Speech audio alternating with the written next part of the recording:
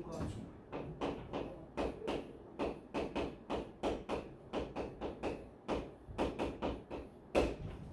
자, 여기서부터는 시스템과 상호작용을 해서 대단원, 2단원에서 시스템과 상호작용인데 우리 일반적으로 있는 모든 물체에서는 상호작용을 어떻게 하는지에 대해서 공부하는 게 이번 단원이고, 지구 내부에서는 어떤 시스템과 상호작용을 하는지 일부분 공부했었고, 그 다음에 생명체 내에서는 걔네들은 어떤 상호작용을 하는지는 우리가 중간고사 때 공부를 했던 거예요. 그래서 이번에는 힘과 중력, 이 힘과 중력에서는 과학으로 따지면 어디에 해당되냐? 물리 부분이. 물리 부분은 우리가 중학교 때 이제 뭐 공부했냐면은 여기에서 이제 속도 개념 공부했고 힘 개념 공부했었고, 요거를 우리가 이제 중학교 때 공부했던 걸 가지고 고등학교 올라와 가지고는 이제 힘에 대해서 공부를 하는데, 힘은 크게 중요한 게 없으니까 아주 간단하기만 하고 넘어갑니다. 힘 기호로는 코스 F를 쓴다라는 거. 그래서 힘은 뭐니? 힘의 정의가 뭐냐? 힘이요? 물체의 모양이나 운동 상태를 변화시키는 원리. 그렇지. 물체 모양이나 운동 상태를 변화시키는 원동력을 힘이라고, 포스라고 하고, 여기서 중요한 것은 물체의 모양을 변형시키는 것은 그 물체의 뭐하고 관련이 있냐면 물체의 질량과 관계가 있습니다. 질량. 그래서 철근, 이렇게 얇은 철근을 휘을 수 있는 거. 선생님은 얇은 철근을 휘었는데 강호동은 이만한 철근을 휘었어. 그럼 누가 힘이 더 세다? 강호동이 힘이 더 세다, 이렇게 이야기하는 거야. 그래서 이런 모양을 변화시키는 거하고, 여기서 운동의 상태를 변화시킨다. 운동 상태라고 하는 것은 움직이는 거다. 움직이는 것을 천천히 가는 것을 빠르게 이렇게 움직인다. 움직이는 것을 우리가 속도라고 하고, 빠르기를 속도라고 하는데, 변화시키는 거. 그럼 가만히 가는 게 아니라 빠르기가 빨라졌다, 느려졌다, 빨라졌다, 느려졌다 하는 거. 요거는 변한다를 써가지고 변할 가짜를 써서 뭐라고 할까? 가속도라고 이야기해요. 그래서 가속도는 기호로 A를 말해요. 그래서 우리가 여기서 되게 중요한 거 나와요. 그래서 힘은 어떤 물체의 질량 곱하기 그 물체의 뭐를 말한다? 가속도로 나타납니다. 요게 힘의 공식이에요. 요거는 물리에서는 가장 기초적인 수학으로 따지면 1 더하기 1은 2. 가장 수학 시간 제일 먼저 외우잖아. 1 더하기 1은 2. 물리에서 제일 먼저 배우는 게 힘은 질량 곱하기 가속도. 따라서 기호로 나타내는 F는 mV가 됩니다. 그리고 얘의 단위는 어떻게 되냐? 질량의 단위가 킬로그램 곱하기 가속도의 단위가 미터/세크의 제곱. 요런 단위를 쓰는데, 요런 단위를 쓰면 너무 힘들어 가지고 이것을 과학자 누가 맨 처음에 발견했다? 힘을 뉴턴이라는 과학자가 제일 먼저 발견했다. 그래서 지 좀 따가지고 다리를 뉴턴. 전에 이야기했지만 과학에서는 과학의 기호는 다 영어의 앞글자를 따는 거고 단위는 대부분 그걸 발견한 과학자 이름을 따는 거야. 에너지 단위는 뭔지 아니? 에너지 줄 쓰거든. 줄. 네. 그 줄이라는 과학자가 제일 먼저 발견해가지고 줄 쓰는 거. 얘는 뉴턴이 발견해서 뉴턴이 쓰는 거. 그래서 1뉴턴이라는 뜻은 1kg의 물체를 1m/s의 제곱의 속도 변화를 시키는 거다.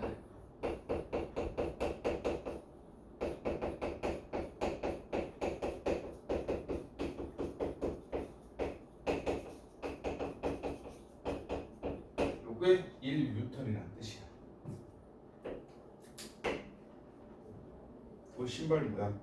네? 신발. 신발이요? 왜요? 상표가 어떻거든? 그 무슨 다이 뭐지? 스윙은 뭐야? 휠라. 휠라. 그럼 여기 알죠? 휠라는 어떻게 써? 요것만 딱 써도 휠라인데 알죠? 네. 요것만 써도 뭔지 아니? 나이키. 나이키인지 알죠? 그죠? 요거는 뭐? 데산트.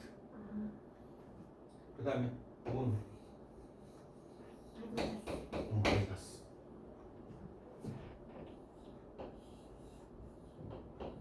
얘는 그게 뭐예요? 엄마 그림 똑같이 그렸는데 이렇게 하는 거 있잖아. 홀로? 폴로는 낙타가 이렇게 볼 붙이는 거. 네. 이렇게 하는 거.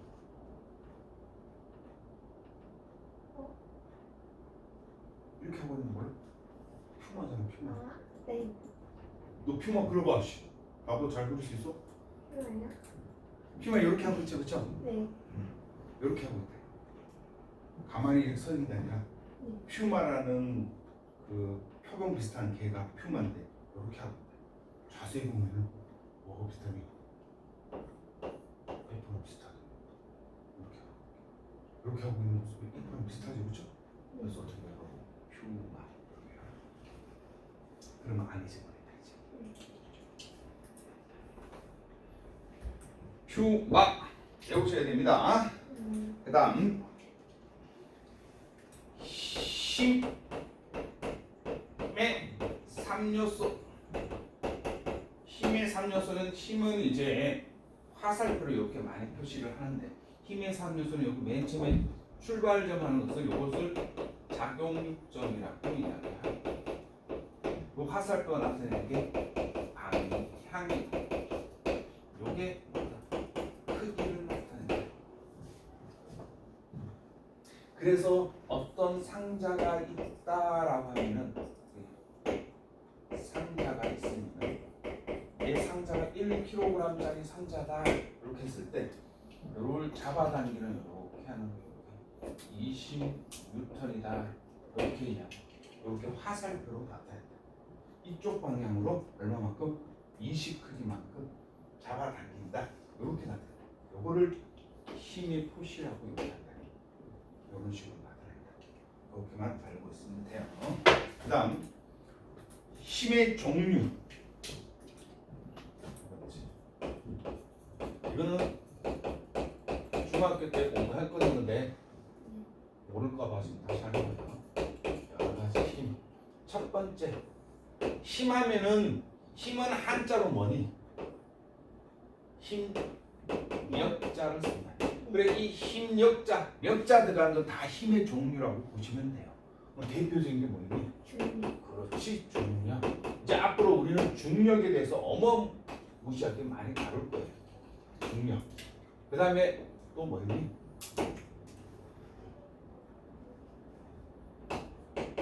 전기력. 중학교 2학년 때 공부했다. 네. 그 다음 자석의 힘. 자기력. N극과 S극이 잡아당겨요. 네 번째 중학교 1학년 때 공부했던 마찰력 기억납니까? 네. 다섯 번째 탄성력 이런 게 있다라는 것만 알아두시면 돼요. 시험 문제 안 나와요. 됐나요? 네. 그 다음에 이제 우리 너무너무 중요한 중력에 대해서 공부할 거예요. 여기서 제일 중요한 우리가 별표잖아요. 중력에 대해서 공부를 한번 해보자. 그래서 2번이 뭐냐? 중력이다. 중력도 힘이니까 당연히 뭘 써야 되겠니? 유탄. 기호로 F를 쓰고 단위는 뉴턴 이렇게 쓴다. 됐죠? 요건 기호고 요건 단위야.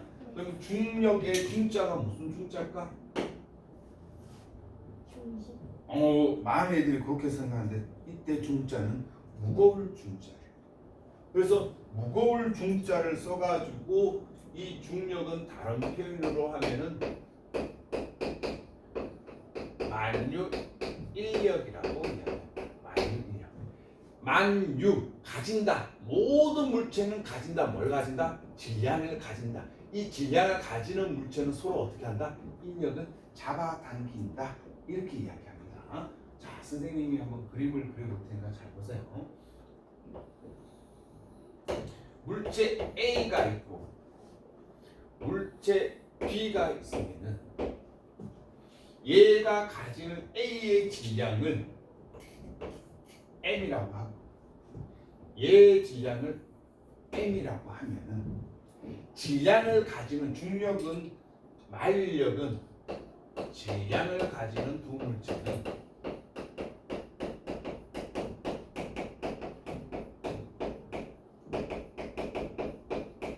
반드시 어떻게 한다? 서로 잡아당긴다. 이게 만유인력이에요. 그러면 얘의 질량을 가지는 두 물체. 그럼 질량을 가지는 두 물체가 서로 잡아당길 거야. 서로 잡아당기는 A가 B를 이쪽으로 이렇게 잡아당겨. 이 잡아당기는 힘을 F라고 하면 B가 A를 또 잡아당겨. 그럼 얘의 힘을 F 다시라고 하면 얘의 힘과 얘의 힘은 무조건 같다. 이게 되게 중요합니다. 같다. 왜? 작용 반작용에 의해 가지고 같다. 잡아당기는 힘이 같다. 그리고 이 두 물체 사이에 뭐 중심에서 사이에 있는 거리 R 그렇게 해가지고 만유인력은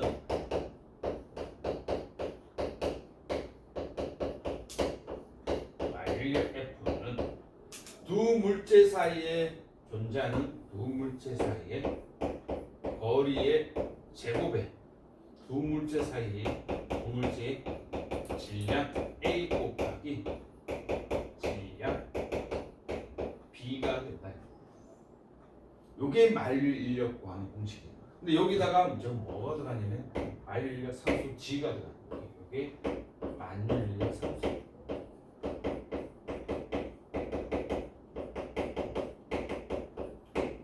그러면은 요것을 기호로 나타내면은 만유인력 F는 만유인력 상수 G 곱하기 두 물체 사이의 거리의 제곱 R 제곱분의 두 물체의 질량 M 이렇게 됩니다. 이해됩니까? 만유인력 힘 F는 만유인력 상수 G 곱하기 거리 두 물체 사이 거리의 제곱분의 얘의 질량 M과 얘의 질량 M 이게 합한 것이 이게 만유인력 상수라고 하는 공식이다. 만유인력 상수가 뭐예요? 만유인력 상수는 그대로 그냥 상수예요. 상수에서 주어지는 값이에요. 이거는 외울 필요가 없어요. 그냥 주어져요. 이렇게 만유인력을 구하는 공식이 되고 이 만유인력 관한 물체는 무슨 말이냐면 질량을 가지는 물체는 무조건 서로 잡아당긴다 이 소리예요. 그러면 선생님도 질량이 있고 이 칠판 지우개도 질량이 있어. 그럼 얘과 얘는 나하고는 얘도 질량이 있고 선생님도 질량이 있으면 서로 어떻게 해야 된다? 잡아당겨야 된다. 맞니? 근데 왜 안 잡아당겨? 와야 될 거야. 서로 잡아당겨. 와야 될 거야. 아, 왜 안 오지? 두 물체의 질량이 너무 작아서 그래. 엄청나게 큰 질량을 가지는 물체는 서로 잡아당겨. 그 우리 주변에서 질량이 제일 큰 물체가 뭐다? 바로 우리 지구다. 지구가 질량이 너무 크다. 그래서 이제는 뭘 공부할 거냐면 이게 이제 만류 상수구나. 그래서 여기서 얘가 잡아당기는 거야. 얘가 잡아당기는 힘은 서로 어떻다? 같다. 왜? 선생님 말했던 작용 반작용 법칙에 의해 가지고 두 물체의 잡아당기는 힘의 크기는 같다. 이거는 꼭 알아두시고, 자 이제는 뭐 공부할 거냐면 지구의 중력 공부할 거예요. 지구의 중력.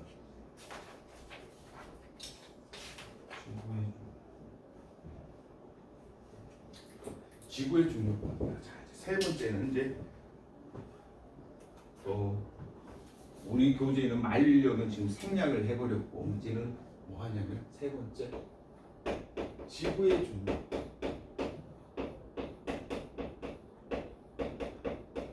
지구의 중력이란 말은 지구도 중력이니까 힘일 거고, 근데 여기서는 뭐냐면 질량을 가지는 두 물체는 서로 잡아당긴다. 이게 만유 인력이고, 지구의 중력이라고 하는 것은 뭐냐면 한 물체가 누구라는 거야? 지구라는 거야. 한 물체가 지구고, 그럼 이 지구와 선생님하고 비교를 하는 거야. 이게 지구의 중력이야. 한 물체가 지구라 이 뜻이다. 그러면 지구의 중력은 뭐냐? 지구와 질량 제일 큰 지구와 물체 사이에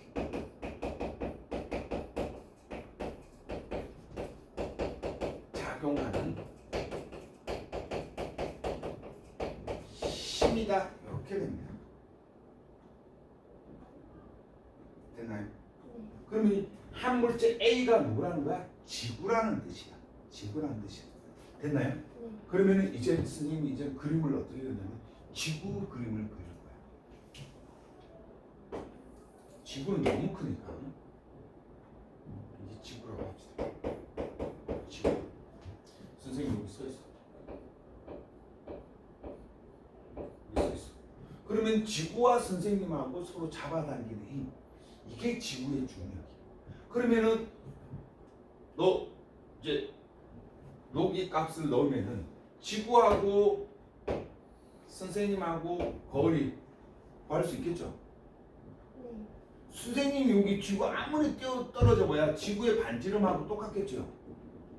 여기 선생님이 요만큼 떨어졌다 하더라도 지구의 반지름이 워낙 크니까 6,400km 정도 되니까 6,400km에서 선생님이 살짝 2m 뛴다고 해서 차이 있기? 없다. 그래서 그냥 여기 거리죠. 지구의 반지름하고 같다. 중력 상수는 구해준 거고 지구의 질량 구해줬죠. 그러면 미리 요거를 다 구하면은 어떻게 되면 무슨 말이냐면 두 물체가 잡아당기는 힘 F는 만력 인력 상수 곱하기 두 물체 거리의 제곱분의 두 물체의 질량의 곱과 같은데, 얘 만력 상수 미리 알고 있고 반지름도 우리 6,400km인 거 알고 있고 지구의 중력도 질량도 알고 있다. 요거를 미리 계산을 해봤더니 얼마가 되냐? 얼마가 되냐? 약 얼마가 되냐? 오케이? 중학교 때 공부했던 이 숫자들은 봐봐. 이게 9.8이야. 이게 9.8. 요거 미리 다 계산해봤더니 9.8이야. 그러면은 요 9.8이 뭐가 된다?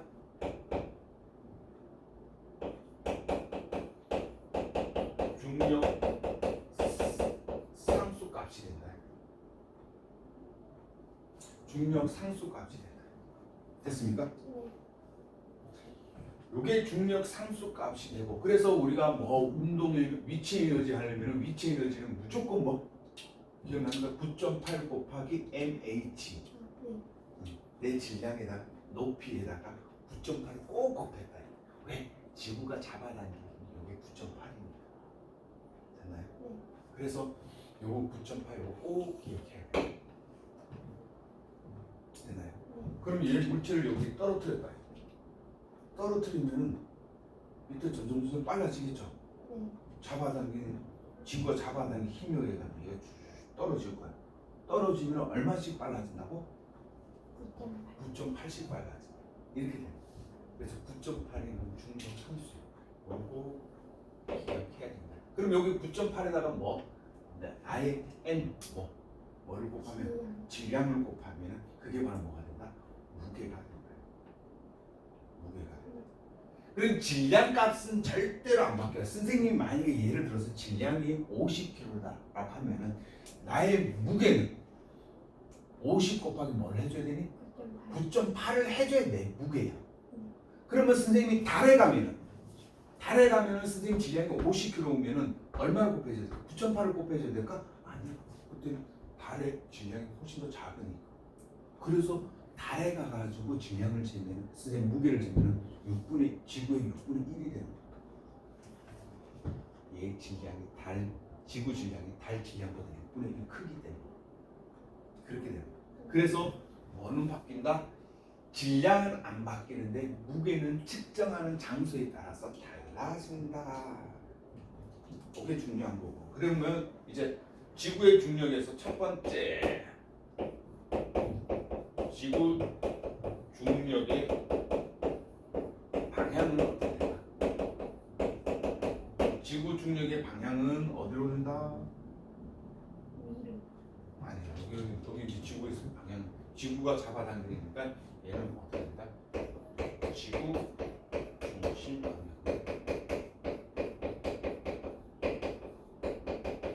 지구 중심 방향. 만유 인력이라는 것은 질량을 가지는 두 물체, 이 물체 중심과 이 물체 중심 사이에서 작용하는 힘인데, 요때 이 한 물체가 누구라고? 우리 지구라고. 지구면은 얘가 이 지구 중심에서 어떻게, 얘가 질량이 훨씬 더 크니까 지구 중심에서 어떻게 잡아당긴다. 이렇게 된다. 그래서 지구 중심에서 잡아당긴다. 이 지구 중심에서 잡아당긴다. 이 지구 중심에서 잡아당긴다. 지구 중심에서 잡아당기니까 얘네들이 떨어지지 않고 이렇게 붙어 있을 수 있는 거예요.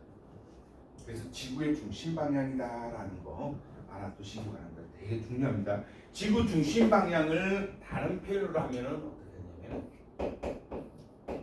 연직 방향이라고 해요. 연직 방향. 같은 말이에요. 연직 방향. 이쪽이 연직 방향. 이쪽으로도 연직 방향. 이쪽으로도 연직 방향. 다 지구 중심 방향이다라는 것만 알아두시면 되고. 두 번째. 지구 중력의 크기.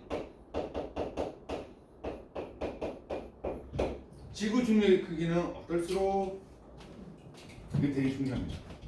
클수록. 뭐가? 질량. 맞아. 왜? 그 지구 중력은 변하지 않는. 여기서 이제 포인트가 뭐냐면 여기 넘어가요. 지구가 잡아당기는 힘은 질량 곱하기 가속도다. 그러면 질량하고 얘하고 무슨 관계니? 비례가 돼요. 그럼 물체의 질량이 크면 클수록 어떻게 된다? 중력은 커진다. 이렇게 된다. 그래서 여기서는 뭐냐면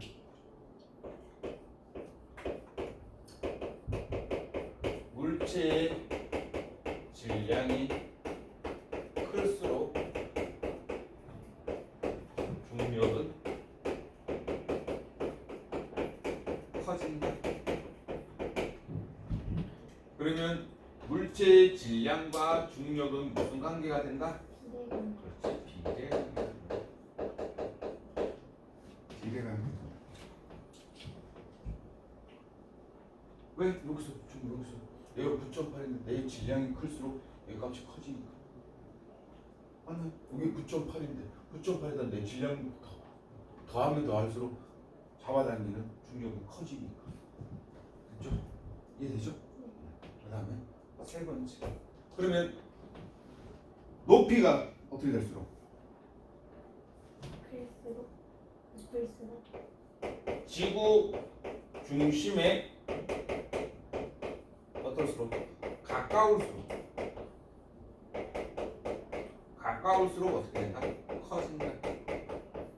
선생님 이게 무슨 소리인지 잘 모르겠어요. 지구 중심에 가까울수록 한다. 이것은 뭐하고 하냐면 거리하고 관련돼요. 거리. 그러면은 얘가 어떨수록 얘하고는 무슨 관계니? 반비례. 그럼 거리가 멀면 멀수록 잡아당기는 힘이 작아진다.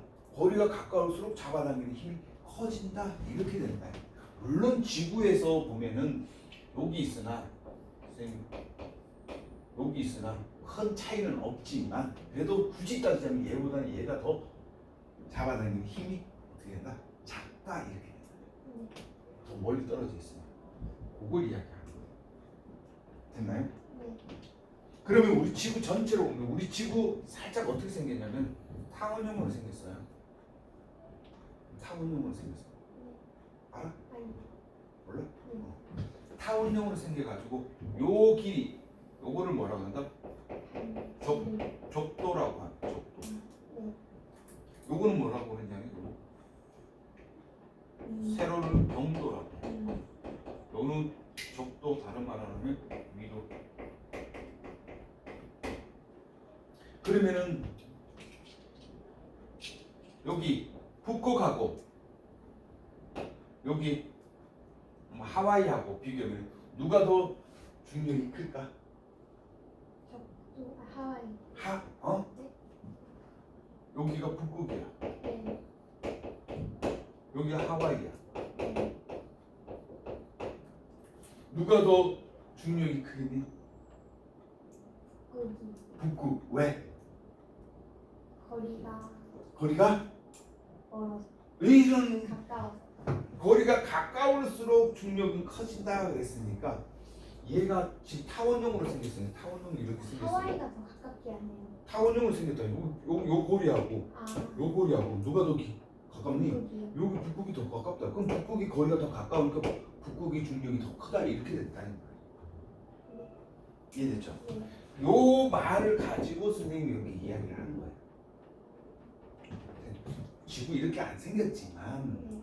굳이 이제 극단적으로 그리면은 약간 타원형이기 때문에 오늘 이제 물리 원 시간에 이제 가서 배워야 약간 타원형이라는 걸 밝혀냈어요. 케플러 법칙에 대해서 그렇게 된다라고 이야기하는 거고. 그러면은 여기서 하나 중요한 것이 뭐냐면은 지금 여기다 써볼게요. 그래서 지구의 중력을 다른 표현을 하면은 9.8을 곱했기 때문에 얘를 뭐라고 하냐면 무게라고 이야기해요. 무게. 그래서 지구의 중력을 무게라고도 표현해요. 그러면 제일 많이 헷갈리는 애들이 질량하고 무게하고 이게 차이점을 알아야 되는데 질량은 변한다 안 변한다? 절대로 변하지 않는다. 변하지 않는다. 고유값이다.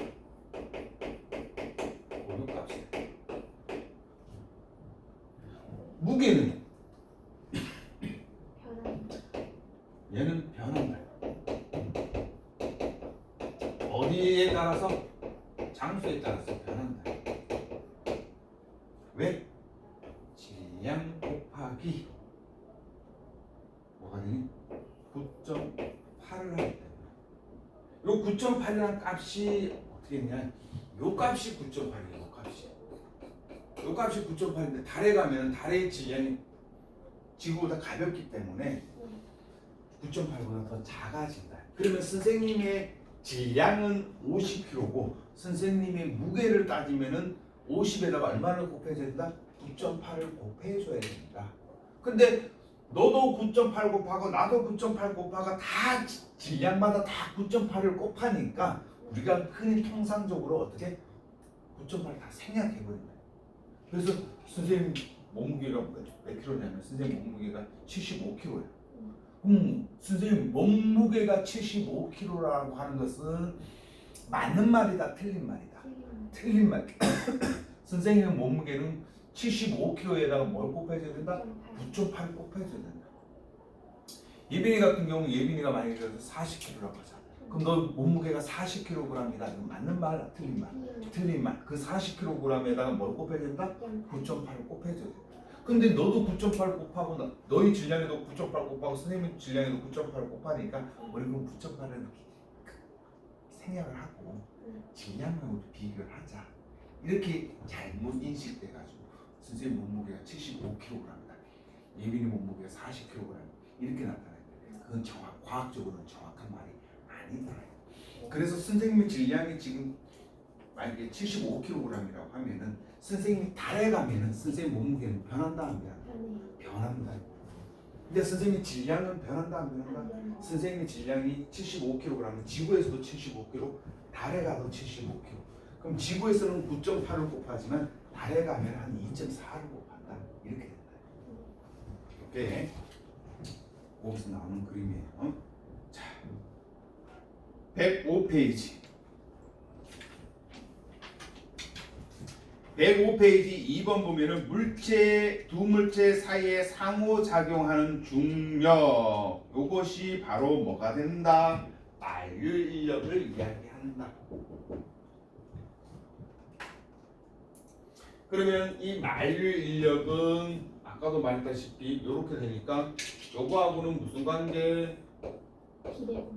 밑에 거랑 무조건 반비례, 위에 거하고는 무조건 무슨 관계? 비례. 비례. 그러니까 거리에는 반비례하고 질량에는 비례한다. 이렇게 된다. 그게 몇 번이 나오냐? 여기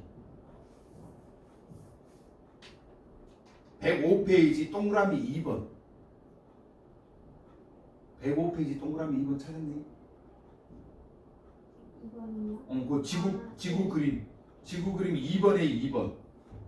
네.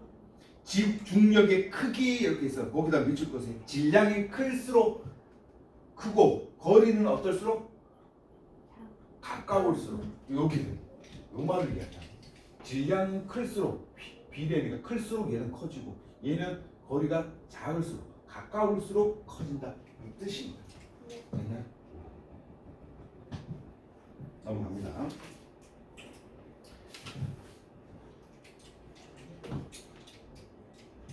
자, 이제 107페이지 426번 하나만 문제 풀고 바로 넘어갈게요. 426페이지.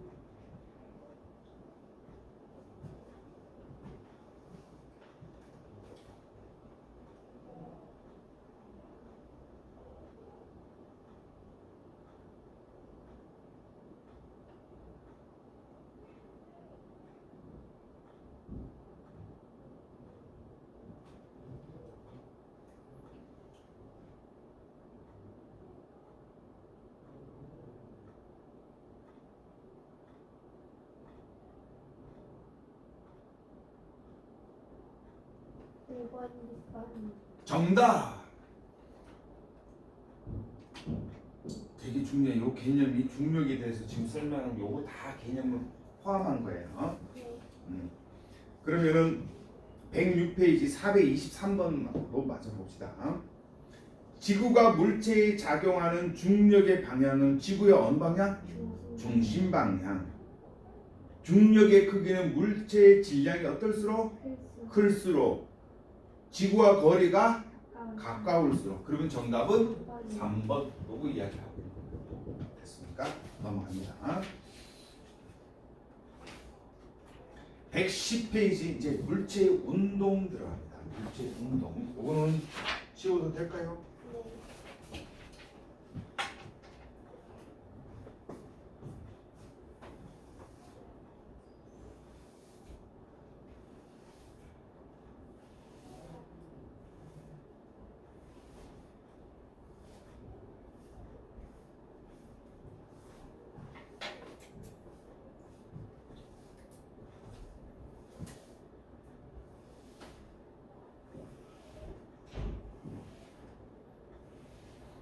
아마 중간 기말고사 때 네. 여기에 대해서 비중이 시험 문제 비중이 제일 높을 거야. 네. 물리 부분에서. 쌤이 물리에서 어렵게 내신 게 있어요. 물리에서 어렵겠는데 네. 어렵고 하는 거 없어. 계산하는 거는 되게 쉬워. 헷갈려 하지만 않으면 돼. 네. 이제 암기해야 될 건 없어. 공식이 몇 개 안 되거든. 네. 그럼 그 공식 가지고 어떻게 적용만 어떻게 하냐 그것만 가지고 이제 선생님이랑 해볼 거예요.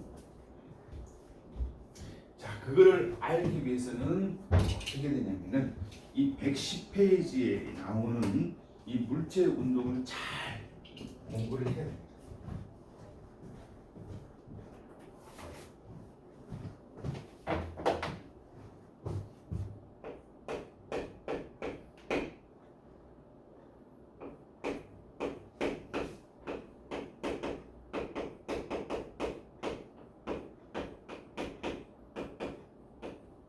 자, 물체의 운동인데 물체의 운동에서 이제는 어떤 개념이 나오냐면 속도와 속력에 대한 개념이 나와요. 속도와 속력의 개념을 차이를 정확하게 알 수 있어야지만 물체는 속도와 가속도 속도와 가속도. 근데 먼저 속도와 속력, 어떨 때 속도를 쓰고 어떨 때 속력이라고 쓰는지 요거부터 비교를 해야 되는데 얘네는 둘 다 운동과 관련된 거. 운동이라는 게 뭐야? 동작 무슨 동작? 움직임도 그렇지. 움직인다라는 거야. 가만히 앉고 움직인다라는 거. 그럼 움직이면 최소한 뭐가 생기겠니? 빠르기가 생긴다. 빠르기. 천천히 움직였냐 빠르게 움직였냐 하는 빠르기가 생긴다. 그래서 빠르기가 빠르다 느리다, 속도가 빠르다 속력이 느리다, 속도와 속력을 개념을 하는데 그러면 빠르기를 나타내는 게 속도도 있고 속력도 있는데 어떨 때 속도란 표현을 쓰고 어떨 때 속력이라는 표현을 써야 쓰니 이거다. 어떨 때 속력과 속도 개념을 쓰는지 살펴보자. 첫 번째 어떤 개념을 알아야 되냐면 이제는 이동 거리와 변위라는 걸 알아야 돼. 이동 거리는 물체가 어떻게 하면 물체가 이동한 총거리. 변이는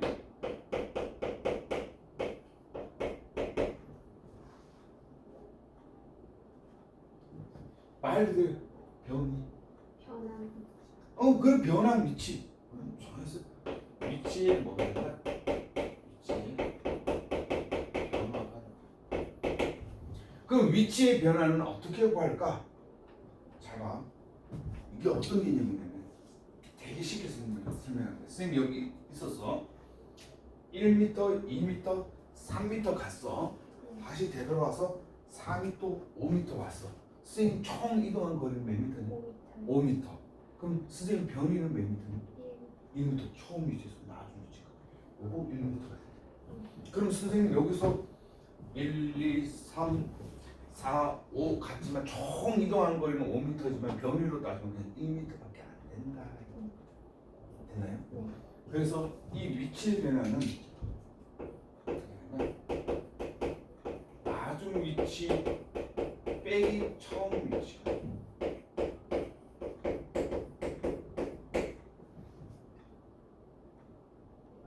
됐죠? 그러면은 A가 C까지 B까지 10m야. 근데 다시 되돌아와서 C까지 4m야. 그러면은 얘에서 총 이동 거리는 몇 미터? 그렇지. 이동 거리는 14m가 되고 변이는 그렇지.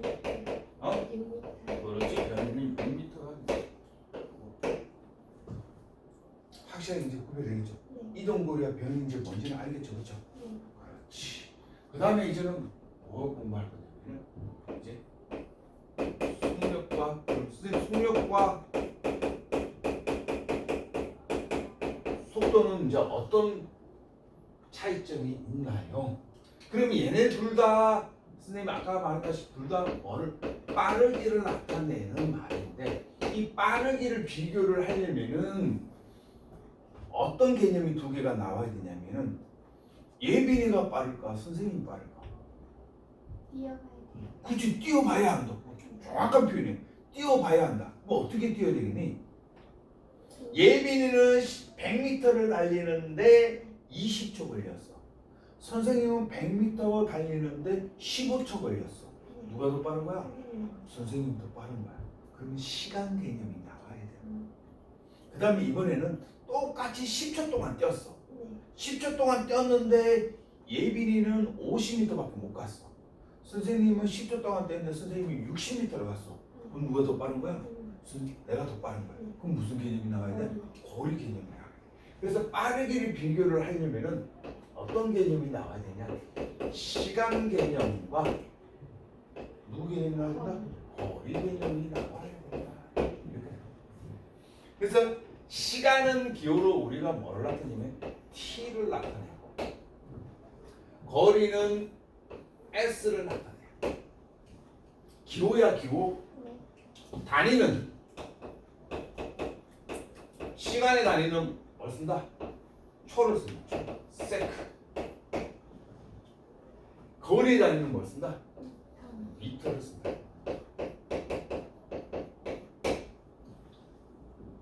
되니? 그러면 빠르기라는 것은 어떤 거냐면 결론 빠르기는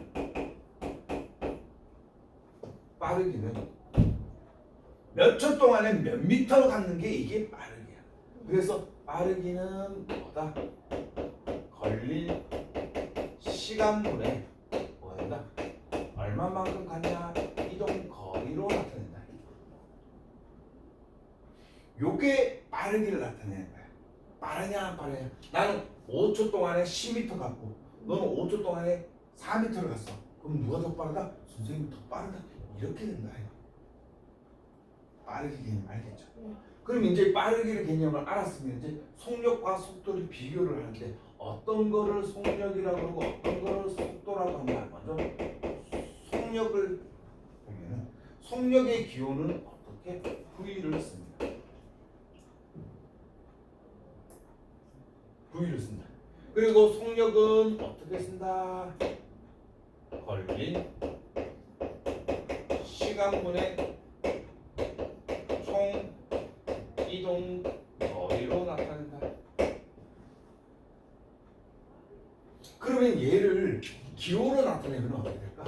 기호로 나타내면 V는 T분의 S 이렇게 되겠죠. 그러면 얘 단위는 어떻게 될까? 단위는 T의 단위 세크, 거리 단위 미터, 세크 분의 미터 이렇게 된다. 세크 분의 미터인데 필기를 해보면 알겠지만 세크 분의 미터는 한 칸에 쓰기엔 되게 조금 복잡하고 두 칸에 쓰기에는 조금 너무 클 거고 그래서 어떻게 쓰기 편하게 어떻게 미터 퍼 세크로 바꿔. 요게 미터 퍼 세크가 와야 된다. 속력의 단위가 돼. 그럼 선생님 속도는 뭐예요? 그럼 속도도 똑같아. 속도도 기호로 뭘 나타낸다? V를 나타내고. 그럼 선생님 속도는 뭐예요? 얘도 걸린 시간분의 뭐가 된다? 여기 밑에 걸린 시간분의 뭐가 된다? 변이라는 개념이야. 변이 개념. 그래서 변이도 똑같이 기호로 나타내면 V는 T분의 S예요. 그래서 마찬가지 얘도 단위가 미터 퍼 세크가 된다. 속력과 속도의 가장 큰 차이점은 총 이동한 거리냐 변이냐 요거. 그러면 이제 시험 문제에 가끔씩 이렇게 등장해요. 자,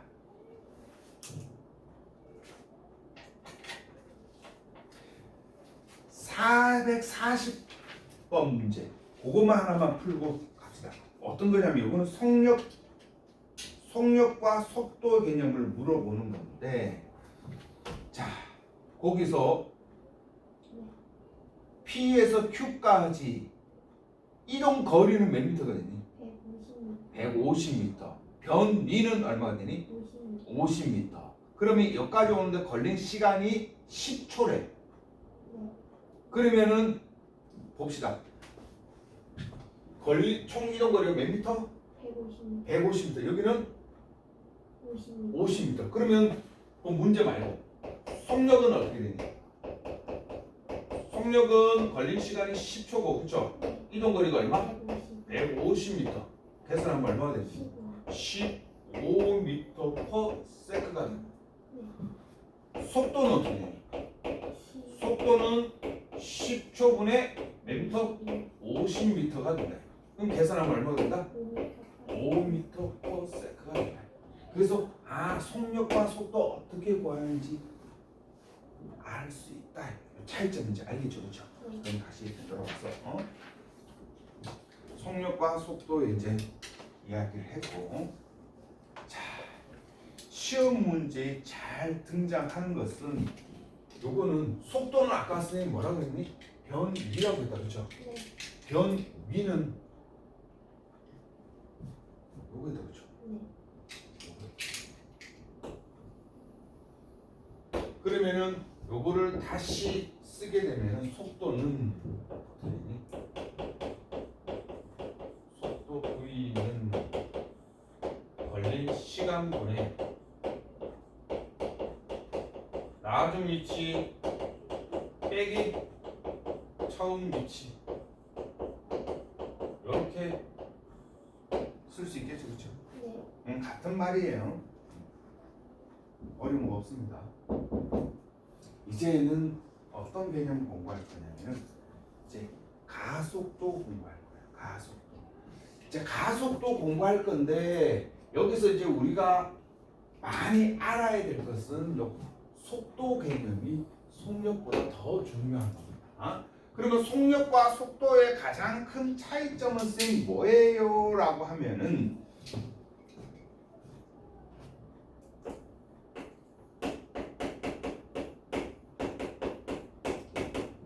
속력과 속도의 차이점, 이거 짚고 넘어갑시다. 속력은 총 이동 거리고, 그렇죠? 속도는 뭐였다? 변위였다. 그러면 이동 거리하고 변위하고 차이점이 뭐냐라고 하면은, 이동 거리는 방향을 포함시키지 않고, 변위는 뭘 포함시킨다? 방향을 포함시킨다. 요 차이점입니다. 따라서 속도 개념은 빠르기에다가 뭘 포함시킨 거다? 방향을 포함시킨 거다. 방향을 포함시킨 거다. 됐습니까? 요 개념 잘 알아야 되고, 그 다음에 요거 하나 더 알면 속도 개념이 마이너스 나오는 가축이 있어요. 속도가 마이너스가 있니? 빨랐다가 0이면 0이지 마이너스 빠르기는 없잖아. 네. 근데 여기서 계산하다 보면 마이너스가 나오는 것은 뭐냐라는 뜻하는 것이 반대 방향을 얘기한다. 반대 방향을. 내가 이렇게 10으로 가고 있는데 10으로 가다가 속도가 5가 됐어. 그럼 나는 얼마만큼 속도가 줄어든 거니? 5만큼 줄어들었죠. 마이너스 5만큼 줄어든 거죠, 그렇죠? 그럼 마이너스 5라는 것은 반대로 5만큼 작용했기 때문에 내가 나중 속도가 5가 됩니다. 이렇게 되는 거예요. 그래서 마이너스가 의미하는 것은 반대 방향을 의미한다라는 거고 중요합니다. 그래서 마이너스 기호를 붙이냐 안 붙이냐에 따라 가지고 계산 값이 달라져요. 그래서 상당히 중요합니다. 어떤 물체가 가다가 반대 방향으로 몇 미터 갔다 이렇게 하면 반대 방향을 하면 무조건 마이너스 붙여서 계산을 해야 된다. 이거다. 이거 되게 중요합니다. 알겠죠? 그 다음에 이제 가속도 넘어가도록 하겠습니다. 가속도 110페이지에서 3번 가속도 넘어갈 건데 요 가속도 들어가기 전에 문제가 없네. 속력과 속도 계산하는 문제를 하려고 했는데 가속도 들어가기 전에 잠깐만 5분만 화장실 갔다가